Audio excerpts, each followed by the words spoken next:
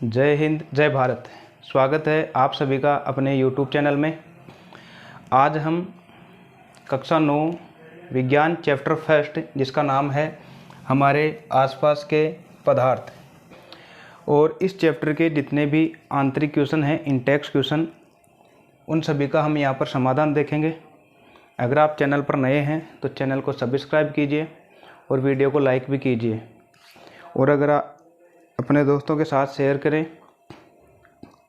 तो आइए हम शुरू करते हैं। आज का जो हमारा पहला सवाल है वो देखते हैं। क्लास 9 जो क्वेश्चन फर्स्ट है ये रहा।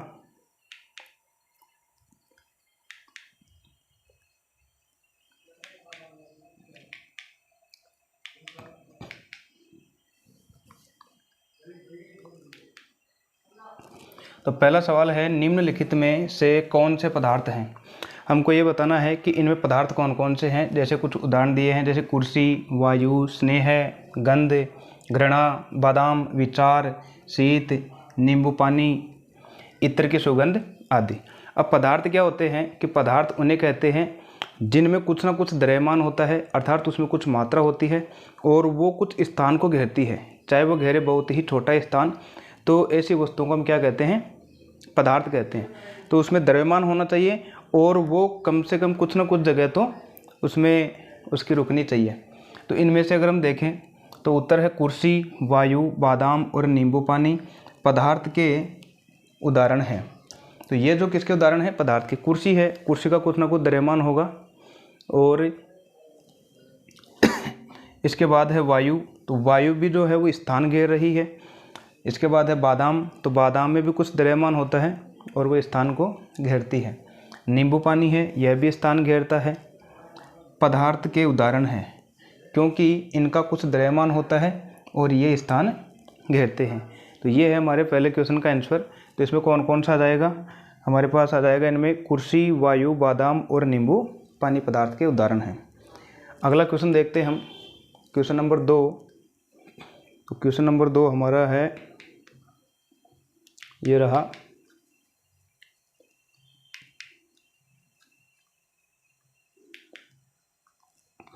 निम्नलिखित प्रेक्षण के कारण बताएं कि गर्मा गर्म खाना खाने की गंध कई मीटर दूर से ही आपके पास पहुंच जाती है, लेकिन ठंडे खाने की महक लेने के लिए आपको उसके पास जाना पड़ता है। अर्थात जो गर्म खाना है उसकी जो गंध है या सुगंध है वो कई मीटर दूर तक चली जाती है, लेकिन ठंडे खाने की महक इतनी दूर तक नहीं जाती, ये हमको बताना है। तो देखो, गर्मा गर्म खाने की गंध कई मीटर दूर से ही हमारे पास पहुंच जाती है, क्योंकि तापमान बढ़ने पर गर्म खाने से निकलने वाली गैस की कणों की गति बढ़ जाती है, जिससे उसकी गतिज ऊर्जा भी बढ़ जाती है, तथा ठंडे खाने की महक की तुलना में विसरण तेजी से होता है। विसरण का मतलब हो गया उसमें बहने का गुण। अर्थात जो गर्म खाना होता है उसका तापमान ज़्यादा होता है, तो तापमान ज़्यादा होने के कारण कणों की जो है वो गतिज ऊर्जा बढ़ जाती है। अर्थात जब हम किसी भी गैस को अगर गर्म करेंगे तो तापमान बढ़ेगा, तापमान बढ़ने के कारण वो जो कण है वो गति करने लग जाते हैं, और जो भी कण तापमान ग्रहण करते हैं उसकी गति तीव्र हो जाती है। अर्थात गर्म गैसों का विसरण ठंडी गैसों की तुलना में बहुत तेज़ी से होता है। तो इसका मतलब है कि जो गर्म खाना हम खाते हैं उसमें जो गैस निकलती है उसका तापमान ज़्यादा होता है, क्योंकि गर्म खाना होता है, जब तापमान ज़्यादा होता है तो जो कण है उसकी गतिज ऊर्जा बढ़ जाती है, अर्थात बहने का गुण उसमें ज़्यादा हो जाता है। तो ये है इसका आंसर प्रश्न नंबर 2 का। क्वेश्चन नंबर अगर हम 3 देखें,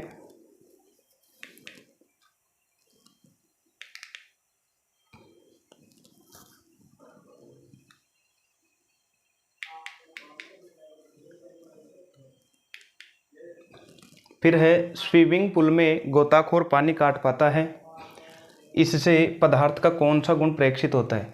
अर्थात जो स्विमिंग पूल है, अगर हम उसमें तैरते हैं तो हम जो पानी को अच्छी तरीके से काट लेते हैं, और ये ऐसा कौन सा गुण प्रेक्षित होता है। तो स्विमिंग पूल में गोताखोर पानी काट पाता है, इससे पदार्थ के निम्न गुण प्रेक्षित होते हैं। तो पहला होता है, पानी के कणों के बीच की दूरी अपेक्षाकृत अधिक होती है। अर्थात जो ठोस, और अगर हम द्रव की बात करें तो द्रव में जितने भी कण हैं वो ठोस अवस्था की तुलना में थोड़े दूर दूर होते हैं। और फिर है, जिसके कारण पर्याप्त रिक्त स्थान होते हैं। अर्थात द्रव के अंदर जो पदार्थ के कण हैं उनमें थोड़ा स्थान ज़्यादा होता है, जबकि जो ठोस पदार्थ हैं उनमें जितने भी कण हैं उनमें रिक्त स्थान कम होता है। तो रिक्त स्थान थोड़ा ज़्यादा होने के कारण द्रव में हम पानी को आसानी से काट पाते हैं। और फिर है जल के कणों के बीच आकर्षण बल कम होता है। तो जिन कणों में जितनी दूरी बढ़ती जाएगी उनमें आकर्षण बल का मान भी क्या हो जाएगा, बहुत ही कम।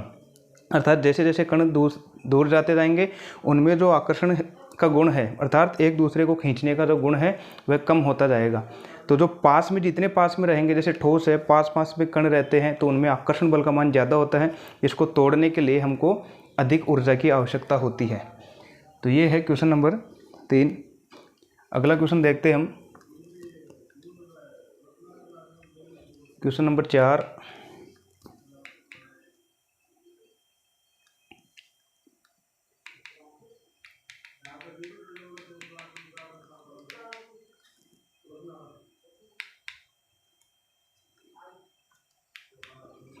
फिर है पदार्थ के कणों की क्या विशेषताएं होती है। पदार्थ के जो कण हैं उनकी हमको विशेषता बतानी है, क्या क्या होती है। तो पदार्थ के कणों के बीच रिक्त स्थान होते हैं। कैसा भी पदार्थ हो तो उनमें जो जितने भी कण हैं उनके मध्य रिक्त स्थान जरूर पाया जाता है। ठोस में बहुत ही कम रिक्त स्थान पाया जाता है, द्रव में थोड़ा अधिक रिक्त स्थान पाया जाता है, और गैसों के कण जो है वो दूर दूर रहते हैं तो उन कणों के मध्य रिक्त स्थान ज़्यादा पाया जाता है। दूसरा है पदार्थ के कण एक दूसरे को आकर्षित करते हैं। तो पदार्थ के जितने भी कण हैं वो एक दूसरे को आकर्षित करते हैं। ठोस वाले जो है उनमें ज़्यादा आकर्षण बल पाया जाता है, द्रव के अंदर कण दूर दूर रहते हैं उनमें कम आकर्षण पाया जाता है, गैस के अंदर जो कण हैं वो थोड़े दूर दूर रहते हैं और उनमें आकर्षण और भी कम पाया जाता है। फिर पदार्थ के कण निरंतर गतिशील होते हैं। पदार्थ के कण जो है गतिशील रहते हैं, जैसे गैसों के हैं जो कण गतिशील रहते हैं, और जैसे पानी बह रहा है तो द्रव के अंदर भी जो कण हैं वो गतिशील हो रहे होते हैं। पदार्थ के कण बहुत ही छोटे होते हैं, और जो भी पदार्थ हैं उनके कण हैं जो बहुत ही छोटे होते हैं, चाहे वो कैसा भी पदार्थ हो, चाहे वो ठोस हो, द्रव हो या गैस हो। अगर हम कुछ छोटे से छोटे कण की बात करें तो ये क्या होते हैं, बहुत ही छोटे। अगला क्वेश्चन अगर हम देखें, क्वेश्चन नंबर 5।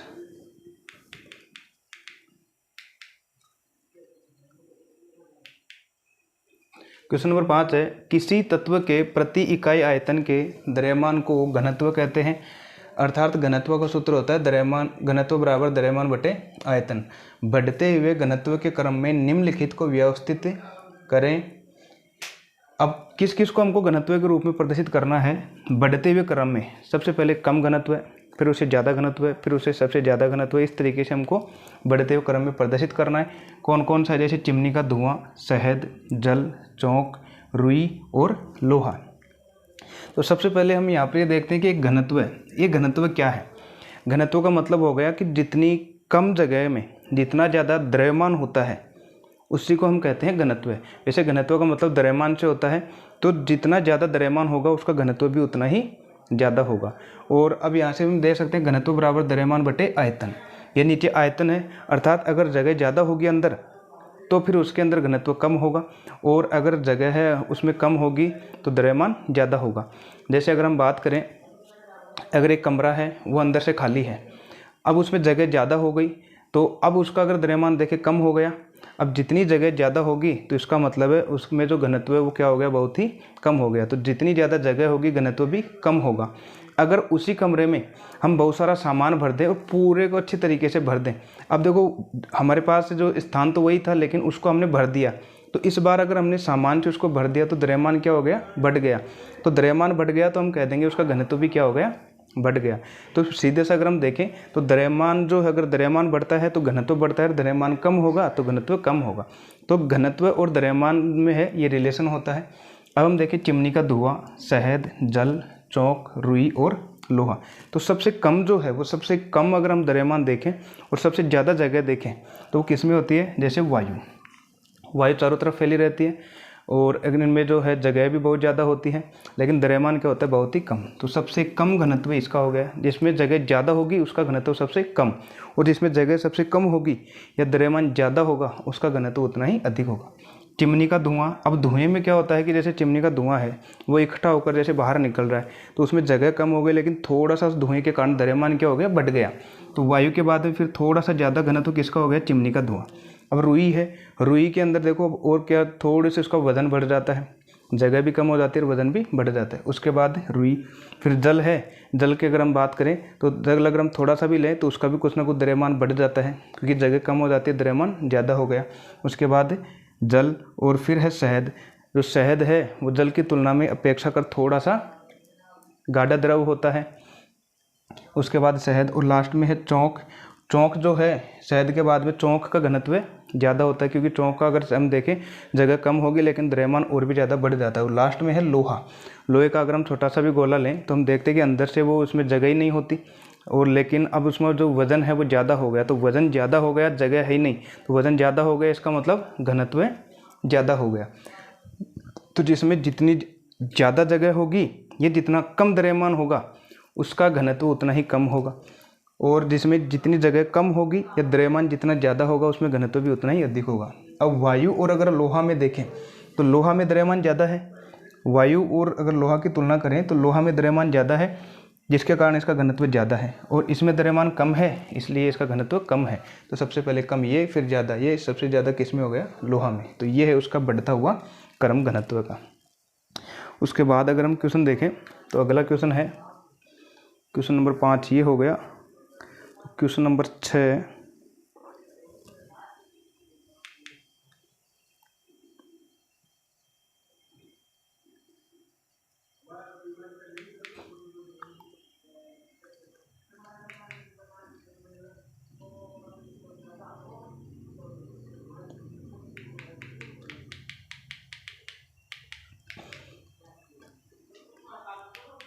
अगला क्वेश्चन है क्वेश्चन नंबर, इसमें भी 2 है। एक तो पदार्थ की विभिन्न अवस्थाओं के गुणों में होने वाले अंतर को सारणीबद्ध कीजिए। तो पदार्थ की जितनी भी अवस्थाएं हैं, जैसे ठोस है, द्रव है और गैस है। पदार्थ की वैसे 5 अवस्थाएं होती है, लेकिन हमारे सिलेबस में केवल 3 ही चलती है। पदार्थ की अवस्थाएं 3 होती है, ठोस, द्रव और गैस। तो इनमें हमको क्या बताना है? अंतर बताना है, वो भी सारणी बनाकर। इसी का सेकंड क्वेश्चन क्या है? निम्नलिखित पर टिप्पणी कीजिए। अब इनके बारे में हमको कुछ जानकारी देनी है। किस किस के बारे में देनी है? दृढ़ता के बारे में, संपीड़ितता के बारे में, तरलता के बारे में, बर्तन में गैस का भरना, आकार, गतिज ऊर्जा एवं घनत्व, इसके बारे में हमको थोड़ी थोड़ी जानकारी देनी है। तो पहला जो क्वेश्चन है, इनमें हम अंतर देखेंगे ठोस, द्रव और गैस में। तो आइए इसका जो अंतर है वो देखते हैं हम पहले।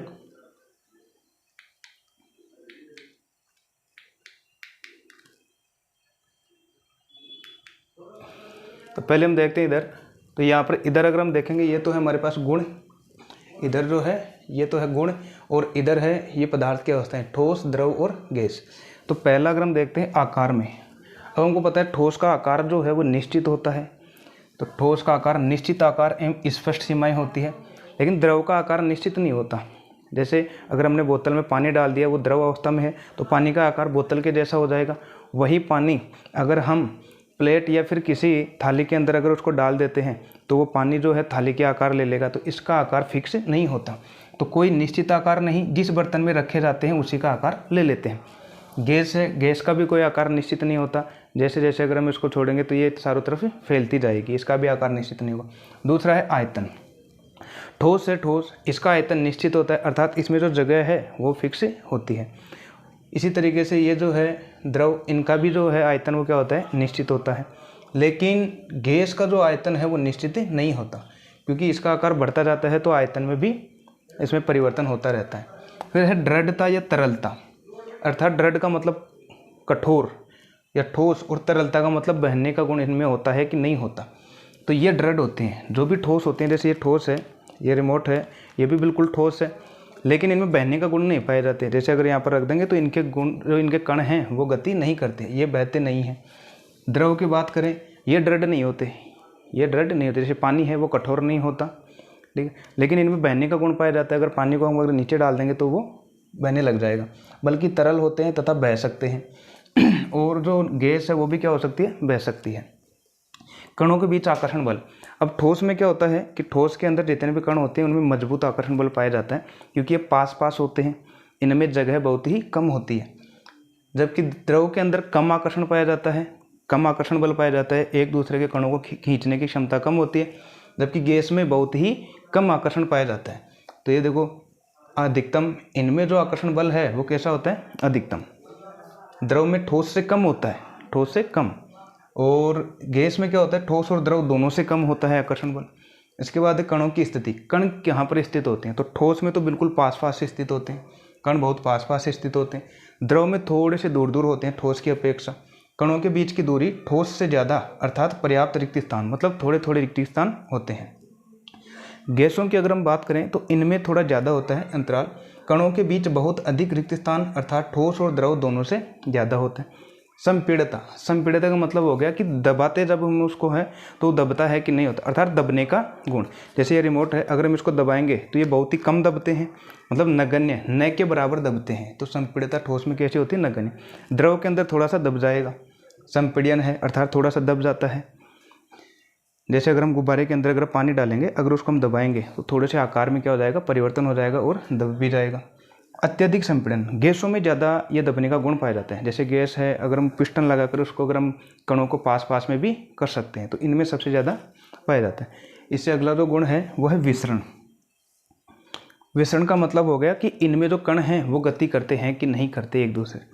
तो एक ठोस पदार्थ दूसरे ठोस पदार्थ के साथ विसरित नहीं होता, अर्थात ये बहते नहीं हैं।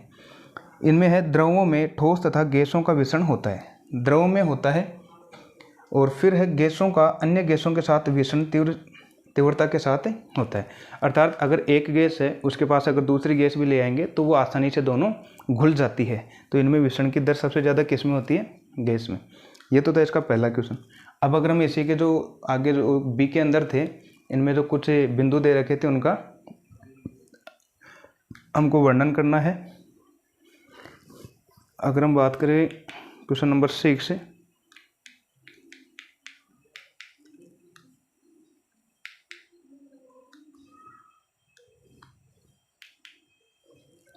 तो निम्नलिखित गुणों पर हमको टिप्पणी लिखनी थी। पहला कौन सा था, दृढ़ता।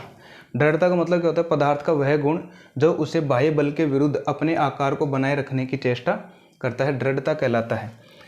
अर्थात अगर हम बाह्य बल भी अगर उस पर लगाएं तो वह पहले की तरह ही रहना चाहे, तो वह पदार्थ पहले की तरह रहना चाहे तो उसको कहते हैं दृढ़ता। ठोस में कणों के बीच आकर्षण बल अधिक होता है, यह पहले ही देख चुके हम। ठोस में जो आकर्षण बल है वो क्या होता है, बहुत ही अधिक होता है, इसलिए ये दृढ़ होते हैं। द्रव व गैस दृढ़ नहीं होते, क्यों, क्योंकि इनमें आकर्षण बल कम पाया जाता है कणों के मध्य। दूसरा है संपीड्यता। पदार्थ के कणों के बीच रिक्त स्थान होते हैं, पदार्थ के कणों के बीच क्या होते हैं, रिक्त स्थान होते हैं। बाह्य दबाव या बल के कारण ये कण समीप आ जाते हैं। अगर हम इन पर बाह्य अगर बल लगाएंगे तो ये कण थोड़े थोड़े पास में आ जाते हैं। पदार्थ के इस गुण को संपीड्यता कहते हैं। इस गुण को क्या कहते हैं, संपीड्यता। द्रव तथा गैस संपीड़न होते हैं। गैस और द्रव में ज़्यादा संपीड़न का गुण पाया जाता है, ज़्यादा दब सकते हैं। गैसें सर्वाधिक संपीड़ित की जा सकती है, गैसों को सबसे ज़्यादा हम संपीड़ित कर सकते हैं, दबा सकते हैं। ठोस की संपीड़ितता नगण्य होती है, अर्थात बहुत ही कम होती है, इसलिए इनका आकार व आयतन निश्चित होता है। इस गुण के कारण अत्यधिक आयतन के गैस को एक कम आयतन वाले सिलेंडर में संपीड़ित किया जा सकता है। तो ये हो गए इसके दो गुण। अगला है तरलता। तरलता का मतलब है बहने का गुण पाया जाता है या नहीं। बहने का गुण को ही हम तरलता कहते हैं। पदार्थ के बहने की प्रवृत्ति को तरलता कहते हैं। द्रव तथा गैस बहती है, द्रव और गैस ये दोनों क्या होते हैं, बहते हैं। फिर है इसलिए इन्हें तरल पदार्थ कहते हैं। ठोस बिल्कुल नहीं बहते, अगर हम ठोस को इस चीज़ को छोड़ देंगे तो बिल्कुल भी नहीं बहते। गैसें सभी दिशाओं में बह सकती है। गैसों की तरलता द्रवों से अधिक होती है, क्योंकि इनमें कणों के बीच की दूरी अपेक्षाकृत बहुत अधिक होती है तथा आकर्षण बल कम होता है। तो गैस में बहने का गुण सबसे ज़्यादा पाया जाता है। ये हो गए हमारे कितने गुण, 3 हो गए। बाकी और देखते हैं।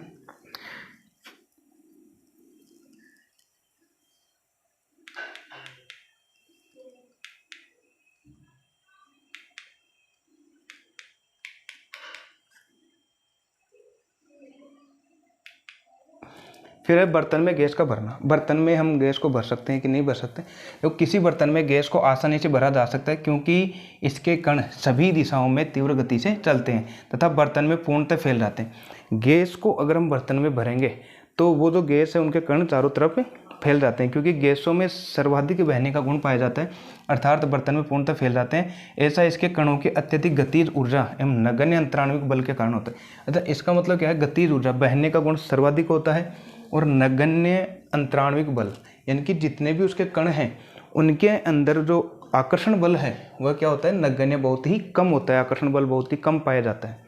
फिर आकार। ठोस पदार्थों में अधिकतम अंतराण्विक बल होता है। अंतराण्विक बल मैंने अभी बताया था, जितने भी उसमें अणु हैं उनके मध्य जो आकर्षण बल है वो सबसे ज़्यादा किस में पाया जाता है? ठोस में अंतराण्विक बल होता है। इसलिए इनका आकार निश्चित होता है, जबकि द्रव तथा गैस उस बर्तन का आकार ग्रहण कर लेते हैं जिनमें उन्हें रखा जाता है। इनका आकार निश्चित नहीं होता, जबकि द्रव और गैस को अगर जिस बर्तन में डालेंगे वो उसी का आकार ले लेंगे, बर्तन के जैसा ही आकार ले लेंगे। गतिज ऊर्जा, बहने का गुण। पदार्थ के कणों की गति के कारण उसमें ऊर्जा का आना गतिज ऊर्जा कहलाती है। बहने के कारण जो उसमें ऊर्जा आ जाती है उसको कहते हैं गतिज ऊर्जा। यह सबसे ज़्यादा किस में होगी? गैसों में, क्योंकि सबसे ज़्यादा बहने का गुण किस में होता है? गैसों में। गैसों में सर्वाधिक गतिज ऊर्जा होती है, क्योंकि यह तीव्र गति से सभी दिशाओं में चलती है तथा कण तेजी से कंपन भी करते हैं। और द्रव में गैसों से कम तथा ठोस में न्यूनतम गतिज ऊर्जा होती है। तो क्योंकि ठोस बहते नहीं है तो उनमें गतिज ऊर्जा भी क्या होगी? बहुत ही कम। जो जितनी ज़्यादा स्पीड से बहेगा उसमें गतिज ऊर्जा उतनी ही ज़्यादा होगी। और घनत्व है, किसी पदार्थ का घनत्व प्रति इकाई आयतन में आयतन के द्रव्यमान के बराबर होता है। अर्थात अगर हम आयतन ले लेते हैं, जगह ले लेते हैं, उसमें जितना ज़्यादा द्रव्यमान होगा उसी को हम क्या कहेंगे? घनत्व। जो इसका आयतन है उसमें उपस्थित जो उसका द्रव्यमान है कि कितना द्रव्यमान उसमें उपस्थित है उसी को हम क्या कहते हैं? घनत्व। इसके बाद जो है हमारा क्वेश्चन देखते हैं, क्वेश्चन 7।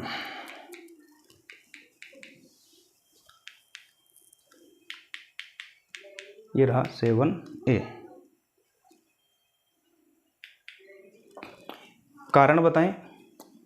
साथ में कारण क्या पूछा है? पहला तो है हमारे पास इसमें ए कि गैस पूरी तरह उस बर्तन को भर देती है जिसमें इसे रखते हैं। तो गैस जो है जिस बर्तन में रखते हैं उसको पूरी तरह क्यों रख देती है? देखो, क्योंकि गैस में जितने भी कण हैं, एक तो उनमें आकर्षण बल कम पाया जाता है और उसमें बहने का गुण सबसे ज़्यादा पाया जाता है। तो बहने के गुण के कारण उसकी गतिज ऊर्जा बढ़ जाती है जो चारों तरफ फैल जाती है और वह पात्र की दीवारों पर दाब भी डालती है। गैस के अणुओं की गतिज ऊर्जा अधिकतम होती है। गैस में अणु जो है अर्थात उनमें बहने का गुण सबसे ज़्यादा पाया जाता है, जिसके कारण गतिज ऊर्जा बढ़ जाएगी तथा उनमें आकर्षण बल नगण्य होता है। गैस के जितने भी अणु हैं उनके मध्य जो आकर्षण बल है नगण्य, मतलब न के बराबर, बिल्कुल भी नहीं लगता, ऐसे हम कह सकते हैं। इसलिए गैसों के अणु अत्यधिक तीव्र गति से सभी दिशाओं में गतिशील रहते हैं। इस कारण उस धारक को पूरी तरह भर देते हैं जिसमें उसे रखा जाता है। ठीक है, ये हो गया हमारे पास इसमें पहले का उत्तर। फिर है बी, गैस बर्तन की दीवारों पर दबाव डालती है। अब हमको ये बताना है कि जो गैस है वह बर्तन की दीवारों पर भी दबाव डालती है। जैसे किसी बर्तन के अंदर हमने गैस को डाल दिया तो अब वो वहाँ से फैलेगी, तो दीवारों पर दाब डालती है या नहीं? गैस बर्तन की दीवारों पर दबाव डालती है, क्योंकि अत्यधिक गतिज ऊर्जा के कारण गैस के अणु बर्तन की दीवारों से टकराते रहते हैं। क्योंकि जैसे ही अगर वो हमने उसके बर्तन के अंदर गैस को अगर डाल दिया तो बहते रहेंगे, बहने के कारण जो पात्र की जो दीवार है उस पर वो टकराते रहेंगे और उस पर दबाव बनाते रहेंगे। इसके बाद जो है हमारा क्वेश्चन, इसमें दो तो हो गए 7A। इसके बाद जो है 7B का ये रहा हमारा 7B। लकड़ी की मेज ठोस कहलाती है। लकड़ी की मेज जो है वो ठोस क्यों होती है? देखो, तो ठोस इसलिए होती है, लकड़ी की मेज ठोस कहलाती है क्योंकि इनका आकार और आयतन क्या होता है? निश्चित होता है। तो मेज का अगर हम देखें आकार और उसमें जो आयतन है वो क्या रहता है? निश्चित रहता है, इसलिए वो ठोस होती है। क्यों? क्योंकि इस मेज के अंदर जितने भी कण हैं वो बिल्कुल पास पास स्थित होते हैं, इनमें आकर्षण बल क्या पाया जाता है? बहुत ही अधिक। इसके बाद है हवा में हम आसानी से अपना हाथ चला सकते हैं, लेकिन एक ठोस लकड़ी के टुकड़े में हाथ चलाने के लिए हमें कराटे में दक्ष होना पड़ेगा। यानी कि हवा में, जैसे अगर ये हवा है इसमें हम आसानी से अपने हाथों को चला लेते हैं, तो कैसे? अब देखो, हवा में जो जितने भी कण हैं वायु के वो थोड़े दूर दूर रहते हैं, इनमें आकर्षण बल कम पाया जाता है। अब इस आकर्षण को तोड़ने के लिए देखो हमें बहुत कम ऊर्जा की आवश्यकता होती है। अब वही अगर मेज है, उनमें जो कण है बिल्कुल पास पास होते हैं, उनमें आकर्षण बल क्या रहता है? ज़्यादा। अब आकर्षण बल ज़्यादा है, बल ज़्यादा है, उस बल को तोड़ने के लिए हमको फिर ऊर्जा भी बहुत अधिक चाहिए होगी। अब देखो, हवा या गैसों के अणुओं के बीच अंतराणुक बल नगण्य होता है। अंतराणु के जो भी गैस है उनके अंदर जो अणु है उनके मध्य जो आकर्षण बल है वो क्या रहता है? बहुत ही कम रहता है।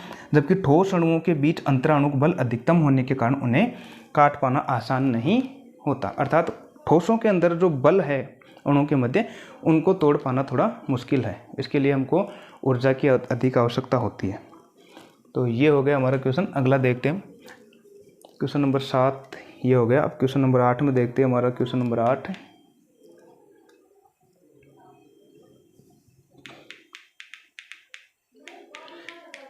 क्वेश्चन नंबर 8 ये रहा। सामान्यतः ठोस पदार्थों की अपेक्षा द्रवों का घनत्व कम होता है। द्रव का घनत्व कम होता है, ठोस का घनत्व ज़्यादा होता है। लेकिन आपने बर्फ़ के टुकड़े को जल में तैरते हुए देखा होगा तो पता लगे ऐसा क्यों होता है। बर्फ़ ठोस है लेकिन फिर भी वो जल की सतह पर तैरता है, वो क्यों तैरता है हमको ये बताना है। अगर आप चैनल पर नए हैं तो चैनल को सब्सक्राइब ज़रूर कीजिए और वीडियो को लाइक भी ज़रूर कीजिए। और हाँ, कमेंट में ये ज़रूर बताएं कि आपको ये जो वीडियो है इसमें जितने भी अगर हम क्वेश्चन आंसर कर रहे हैं वो आपको समझ में आ रहे हैं कि या नहीं आ रहे। और ये भी ज़रूर बताएं कि नेक्स्ट वीडियो में हम साइंस के कौन से चैप्टर के क्वेश्चन आंसर यहाँ पर सॉल्व करें। देखो, बर्फ़ पानी के जमने से बनती है। बर्फ़ जो है पानी के जमने से बनती है। अब जब पानी जमता है तो बर्फ़ बनती है, लेकिन पानी के अणुओं के मध्य थोड़ा रिक्त स्थान रह जाता है और उस रिक्त स्थान में थोड़ी वायु रह जाती है।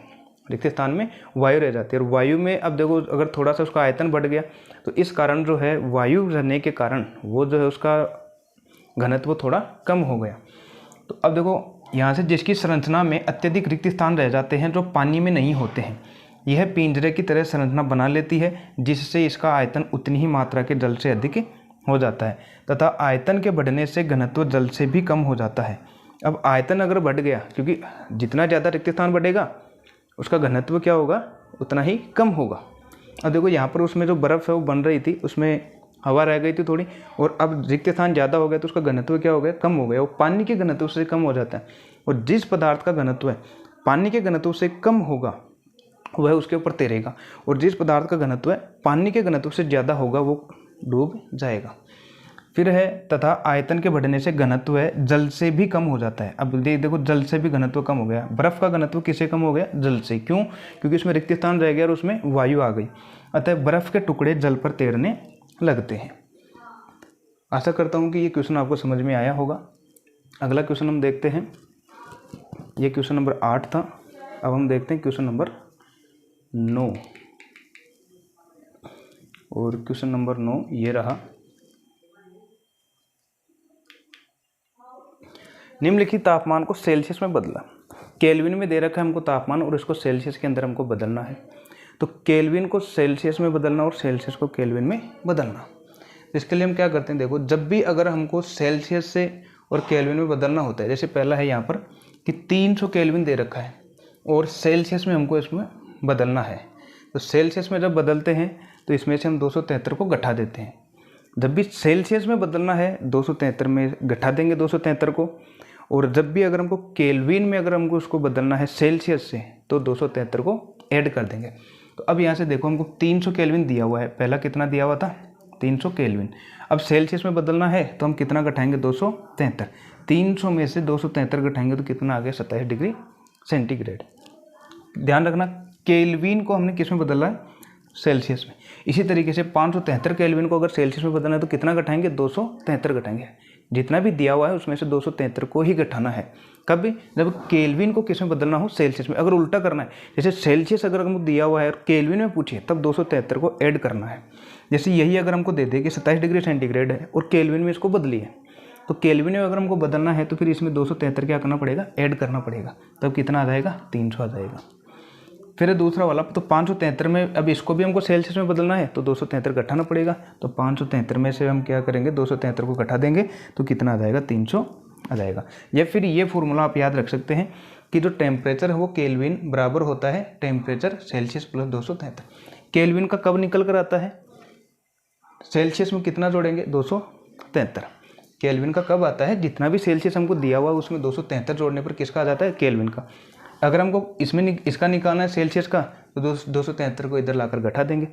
तो इसमें हमको सेल्सियस में निकालना था तो 273 को इसमें घटा रहे थे, इनमें से 273 को इधर लाएंगे तो माइनस का आ जाएगा।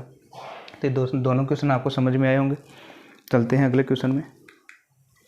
क्वेश्चन नंबर 9 हो गया और इसके बाद जो है क्वेश्चन नंबर 10। क्वेश्चन नंबर 10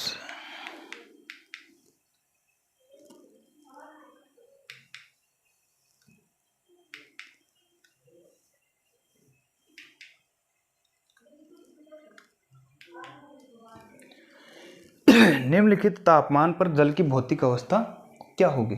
तो ये जितने भी तापमान है इन पर भौतिक अवस्था बतानी। जल की वो भी, तो देखो जल जो है वो 0 डिग्री सेंटीग्रेड पर तो बर्फ़ में बदल जाता है। तापमान अगर 0 डिग्री सेल्सियस होगा तब वो बर्फ़ में बदलता है।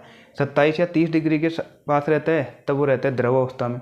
और जब हम उसको गर्म करते हैं, अगर हमारा तापमान 100 डिग्री सेंटीग्रेड तक पहुंच जाता है, 100 डिग्री सेल्सियस तक, तब वह गर्म हो जाता है और उबलने लग जाता है। अब इसमें हमको पूछा क्या है कि 250 सेल्सियस पर। अब 250 डिग्री सेल्सियस है तो ये 100 से बहुत ज़्यादा हो गया। तो इसका मतलब अगर हम उसको और ज़्यादा गर्म करेंगे तो जो पानी उबल रहा था अब वो क्या बनेगा, भाप बनेगा, या वाष्प के रूप में बन जाएगा। तो ये वाष्प बन जाएगा। और 100 डिग्री सेंटीग्रेड है भी, तो 100 डिग्री सेंटीग्रेड मतलब उस पर वो क्या हो जाएगा, उबलने लग जाएगा। तो पहले वाले का देखते हैं। हमें ज्ञात है कि जल का क्वथनांक 100 डिग्री सेंटीग्रेड होता है। क्वथनांक का मतलब सीधा सा होता है उबलना। क्वथनांक का मतलब क्या होता है, उबलना। तो 100 डिग्री सेंटीग्रेड पर उबलने लग जाता है। तथा 250 डिग्री सेंटीग्रेड जो कि क्वथनांक से काफ़ी उच्च ताप है, ये ज़्यादा है, 100 डिग्री से भी ज़्यादा है 250। अतः इस ताप पर जल गैसीय अवस्था या भाप में बदल जाएगा। तो जो जल है वो गैसीय अवस्था या फिर किस में बदल जाएगा, भाप में। फिर है 100 डिग्री सेंटीग्रेड पर, तो द्रव्य तथा गैसीय अवस्था दोनों, क्योंकि 100 डिग्री सेंटीग्रेड पर जल उबलकर भाप में बदलने लगता है, मतलब उबलने लग जाता है, धीरे धीरे उसमें से भाप बाहर निकलने लग जाती है। कब, 100 डिग्री सेंटीग्रेड पर। आशा करता हूँ कि ये भी समझ में आया होगा। और हाँ, वीडियो को शेयर करना ना भूलें, वीडियो को ज़्यादा से ज़्यादा शेयर कीजिए। और जो भी अगर इस चैनल पर नए हैं तो चैनल को सब्सक्राइब ज़रूर कीजिए। और जितने भी अगर आपका जितने भी फ्रेंड हैं उनको भी बताएं और उनसे कहें कि इस चैनल को सब्सक्राइब करें। अगला क्वेश्चन अगर हम देखें, ये क्वेश्चन नंबर 10 हो गया। क्वेश्चन नंबर 11,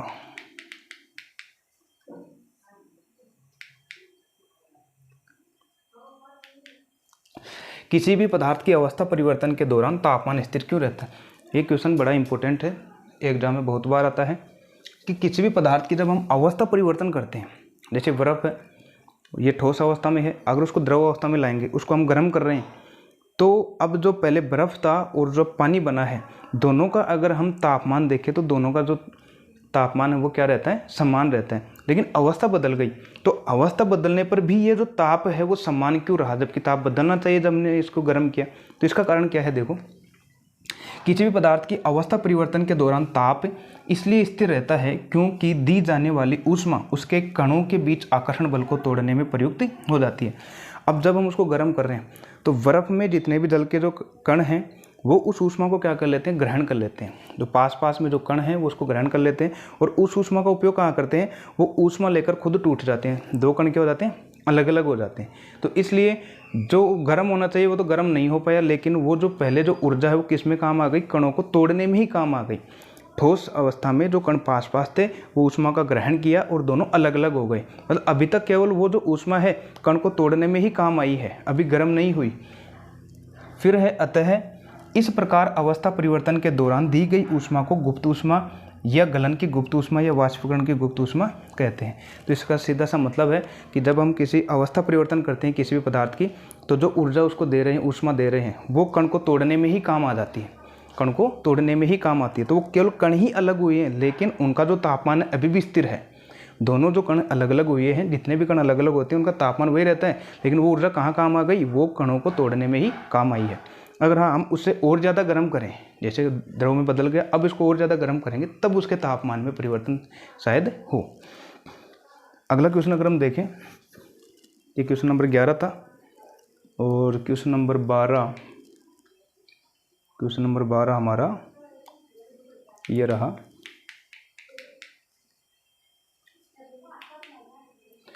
वायुमंडलीय गैसों को द्रव में परिवर्तन करने के लिए कोई विधि सुझाइए। वायुमंडलीय गैस है, अगर हमको द्रव में बदलना है तो हम क्या कर सकते हैं। तो देखो जो गैस है, अब तापमान अगर हम बढ़ाएंगे तो गैस के कण दूर दूर होंगे, क्योंकि वो ऊष्मा को ग्रहण करेंगे, ऊर्जा को ग्रहण करेंगे, और गतिज ऊर्जा बढ़ जाएगी, ऊष्मा ग्रहण करते ही वो दूर दूर हो जाएंगे। तो पहला तो ये है कि तापमान कम कर दें हम। तो तापमान कम होगा तो क्या होगा कि जो गैस के कण हैं हो सकता है थोड़े पास आ जाएं। तो पहले पास आएंगे और भी पास आएंगे तो उसको द्रव में बदल सकते हैं, तब और ज़्यादा। अब दूसरा है कि अगर जो भी हमारे पास गैस के कण हैं उन पर हम दबाव लगा दें, दबाव लगा कर अगर पास में ले आएँ तब वो क्या हो सकते हैं, द्रव के अंदर बदल सकते हैं। तो देखो दाब को बढ़ाकर, पहला तो कौन सा था, दाब को बढ़ाकर। जैसे अगर हमने किसी बर्तन के अंदर अगर गैस भर ली, अगर उस पर हम दाब बढ़ा दें, पिस्टन लगा दें उस पर, तो वो हो सकता है द्रव में बदल रहा है। दाब को बढ़ाकर, दूसरा तापमान को घटाकर वायुमंडलीय गैसों को द्रव में परिवर्तित किया जाता है। विधि, एक सिलेंडर में वायुमंडलीय गैस भरकर इसमें लगे पिस्टन से संपीड़ित करने तथा ताप को कम करने पर पदार्थ के कण समीप आ जाते हैं। तो अगर हम पिस्टन पर दाब लगाएंगे, जितने भी कण हैं वो बिल्कुल पास पास आ जाएंगे और फिर जो है तथा द्रव में बदल जाते हैं। तो ये दो विधियां हैं, तापमान को कम करना और दाब को बढ़ाना। ठीक है, आशा करता हूँ कि ये क्वेश्चन भी आपको समझ में आया होगा। अगला क्वेश्चन देखते हैं। ये 12 हो गया। Question number 13।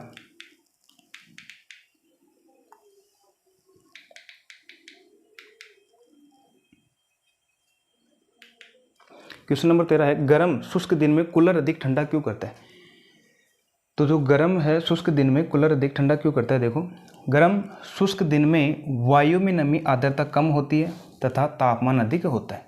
तो वायु में जो नमी है गर्मी के दिनों में वो थोड़ी कम होती है, लेकिन वहाँ जो तापमान है वायुमंडल का तापमान वो बहुत ही ज़्यादा हो जाता है, जिसके कारण वाष्पीकरण की दर बढ़ जाती है।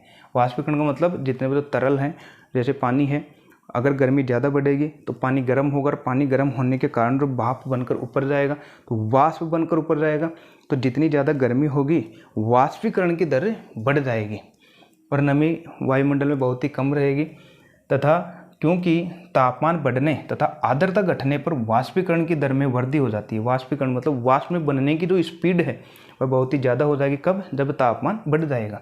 तथा हम जानते हैं कि वाष्पीकरण से शीतलता उत्पन्न होती है, अतः कूलर के अंदर से ठंडी हवा कमरे में फैलकर ठंडक प्रदान करती है। तो इस तरीके से जो कूलर के अंदर जो हवा थी वो ठंडी होने के कारण बाहर जब कमरे में जाती है तो हमको क्या देती है? शीतलता का अनुभव देती है। अगला क्वेश्चन अगर हम देखें,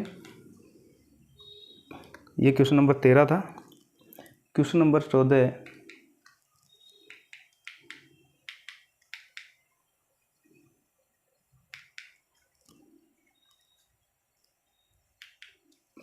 गर्मियों में घड़े का जल ठंडा क्यों होता है?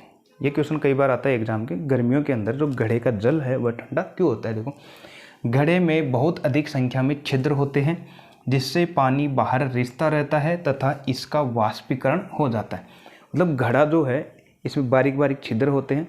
अब ये जो पानी है वो बाहर आता है और यह जो है गर्मी के कारण यह पानी वाष्प बनकर बाहर चला जाता है। और जब वाष्प बनकर चला जाता है, इसी तरह मटके के ऊपर पानी बाहर आता रहता है और वाष्पीकरण में कम हुई ऊर्जा को पुनः मटके, घड़े और शेष बचे जल से वाष्पीकरण की गुप्त ऊष्मा के रूप में ले लेता है। यह प्रक्रिया चलती रहती है क्योंकि घड़े व जल से ऊष्मा अवशोषित होती है तथा वाष्पीकरण होता है, इसलिए मटके का जल ठंडा हो जाता है। अर्थात जो भी हमारे पास अगर घड़ा है उसमें जो सूक्ष्म छिद्र होते हैं, पहले जल उसमें बाहर रहेगा तो जल जो है धीरे धीरे रिसता जाता है। जब उस पर भाप, जैसे कोई अगर सूर्य की किरणें उस पर आकर गिरती है तो बाहर का जो पानी है वो वाष्प बनकर उड़ जाएगा। अब ये तो उड़ गया, लेकिन अब जो इसकी ऊष्मा है वो बाहर जो ऊष्मा है उसको पूर्ण करने के लिए अंदर वाला पानी फिर से बाहर आएगा, जिसके कारण जो है अब ऊष्मा अवशोषित हो जाएगी। अंदर वाली ऊष्मा अवशोषित हो जाती है, अंदर का जो जल है घड़े का अंदर वह ठंडा धीरे धीरे हो जाता है। तो इस तरीके से घड़े का जल है वो ठंडा होता रहता है। अगला क्वेश्चन जो है क्वेश्चन नंबर 15,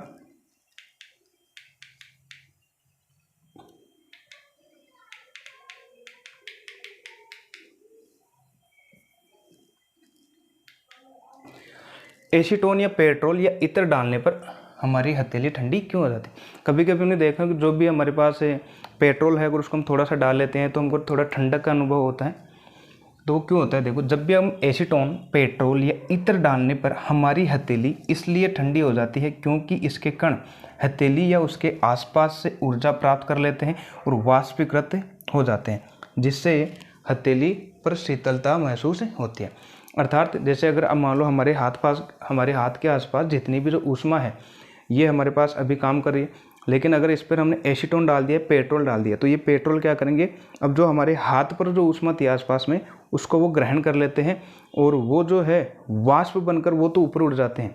तो अब वहाँ की जो ऊष्मा कम हो जाती है, तो ऊष्मा कम होने के कारण हमको क्या लगता है कि यहाँ पर क्या हो गए, शीतलता का अनुभव होता है। तो जहाँ ऊष्मा की कमी होगी वहाँ पर शीतलता का अनुभव होता है। अगर ऊष्मा बढ़ेगी, ताप बढ़ेगा, तो वहाँ पर शीतलता का अनुभव कम होगा। और वहाँ पर अगर ऊष्मा होगी नहीं तो हमको ठंडक प्रदान होगी। तो इसलिए जो भी अगर हम पेट्रोल वगैरह डालते हैं तो पेट्रोल को जैसे डालते हैं तो वो हमारे हाथ की ऊष्मा को ग्रहण कर लेते हैं और भाप में बदल कर वो तो उड़ जाता है, साथ में ऊष्मा भी चली गई। तो जैसे ही ऊष्मा वहाँ से चली गई तो हमको क्या लगता है कि हमारी जो हथेली वो क्या हो गई, ठंडी हो गई। वाष्पीकरण के कारण शीतलता होती है। तो वाष्पीकरण के कारण हमें शीतलता का अनुभव होता है। अगला क्वेश्चन देखें, ये क्वेश्चन नंबर 15 था और क्वेश्चन नंबर 16 जो है,